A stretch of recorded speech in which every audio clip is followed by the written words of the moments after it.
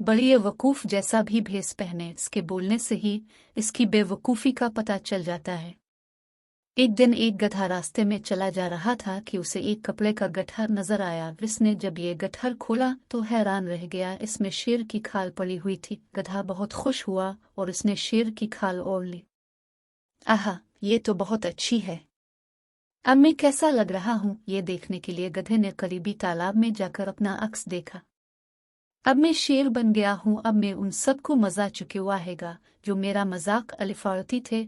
गधा भारी कदमों से जंगल में दाखिल हुआ। पहला जानवर जिसने शेर यानी गधे को देखा वो था हिरन। उस शेर हिरन कांपते हुए बोला और खौफजदा होकर दरख्तों की तरफ भाग गया। कितना मजा आया, गधे ने अपनी कामयाबी पर खुश होकर कहा। इतने में देखा कि बी लुंगड़ी आ रही है। इसने जो शेर को देखा तो खौफ से कांपने लगे। शेर साहब, अब तो बहुत मुअज़्ज़ज़ और बड़े मर्तबे वाले और अच्छे जानवर हैं, अब मुझे ना खाएं। लुंगड़ी गधे के कदमों में गिरकर इससे जिंदगी की भीख मांगने लगी।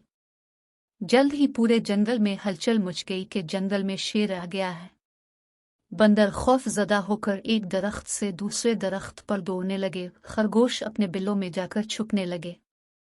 कितने मज़े की बात है, अब मुझे उन्हें शेर की तरह देवड़ कर डरा देना चाहिए, गधे ने अपने आप से कहा और फिर शेर की तरह देवड़ा, लेकिन इसकी देवड़ में अलग ही आवाज़ निकली, भैंचू भैंचू। सब जानवरों ने ये आवाज़ सुनी और बाहर आ गए। उन्हें गधे की असलियत जानने में देर न लगी कि यह दरअसल गधा है जो शेर की खाल में आ गया है। सब जानवरों ने आकर गधे की वो दुर्गत बनाई कि मत पूछें उसका क्या हाल हुआ। इसके बाद गधे ने तौबा कर ली कि अब जंगल के जानवरों को तंग नहीं करेगा। इस कहानी से हमें यह सबक मिलता है कि वो बेवकूफ़ जैसा भी भेष पहने, इसके बोलने से ही इसकी बेवकूफ़ी का पता चल जाता है।